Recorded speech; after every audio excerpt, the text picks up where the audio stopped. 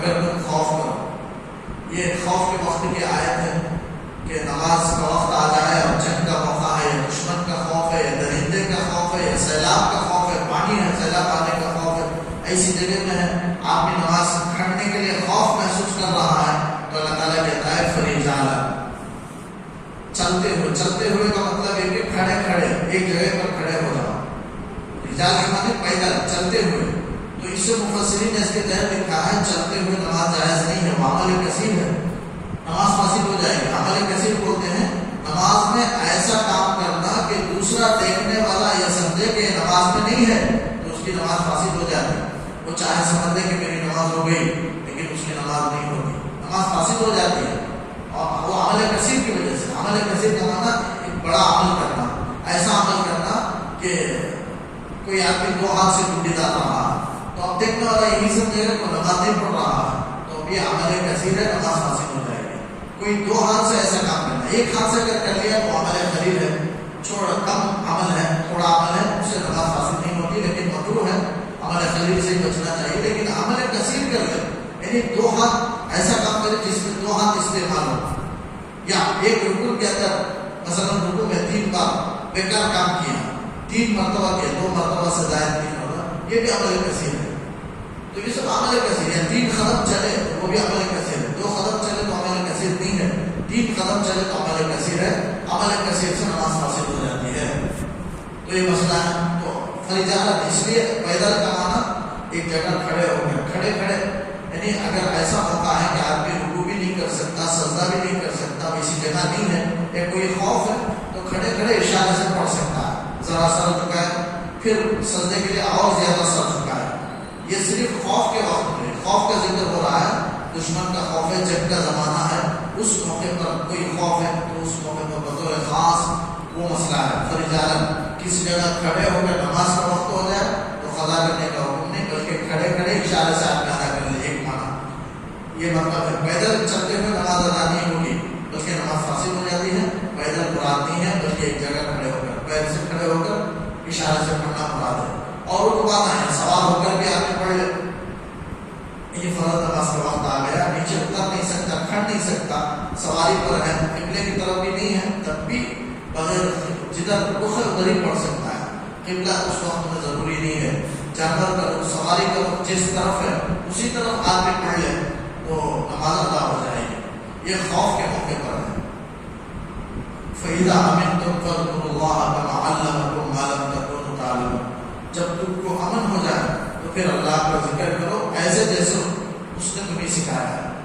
یعنی مطلب جب امن کی حالت آ جائے، کوئی خوف نہ ہو، تو اسی صورت میں آدمی نماز پڑھے ایسے جیسے اللہ کے رسول صلی اللہ علیہ وسلم نے ہمیں سکھایا ہے، کھڑے ہو کر کے، باادب ہو کر کے پڑھنا ہے.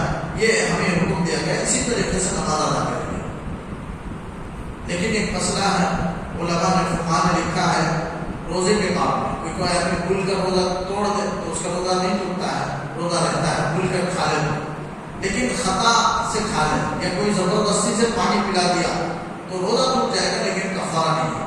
یہ خطا سے، خطا کا مطلب اسے ارادہ ہے، معلوم ہے کہ روزے کی حالت میں ہو لیکن وہ پینا نہیں چاہتا تھا، کسی وجہ سے اندر چلا گیا، کلی کیا اندر چلا گیا، لیکن اسے معلوم ہے روزہ ہے، معلوم ہونے کے بعد لیکن وہ اندر کرنا نہیں چاہتا تھا، کلی کے لیے پانی ڈالا اندر چلا گیا، اسے بولتے ہیں خطا.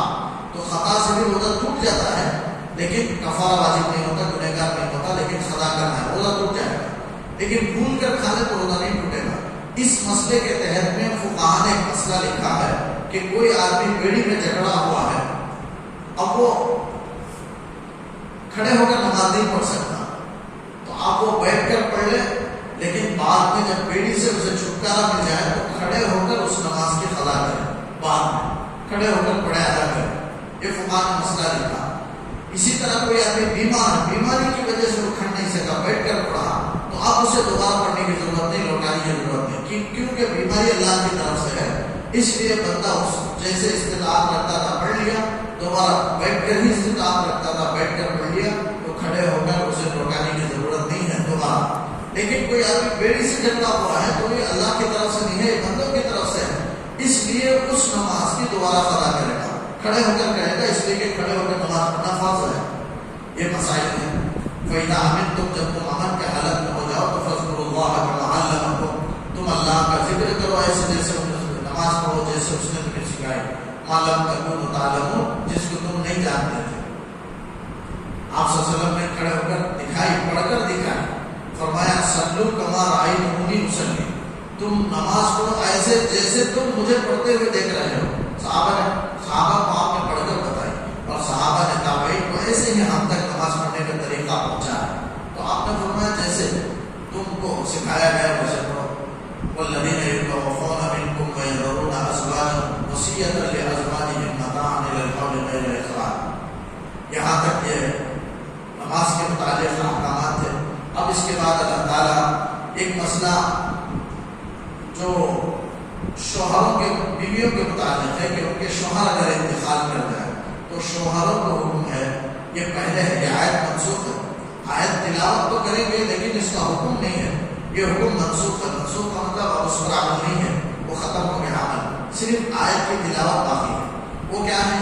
زمانے جاہلیت میں لوگ کسی کا انتقال ہو جاتا، اس کی بیوی ہوتی، تو اب بیوی کو 1 سال تک بلکہ ہر طرح سے اسے دار و نفقہ سے، گھر بار سے اسے باہر نکال دیتے، گھر میں حصہ نہیں دیتے تھے، کھانا پانی شوہر کے مال سے نہیں دیتے تھے۔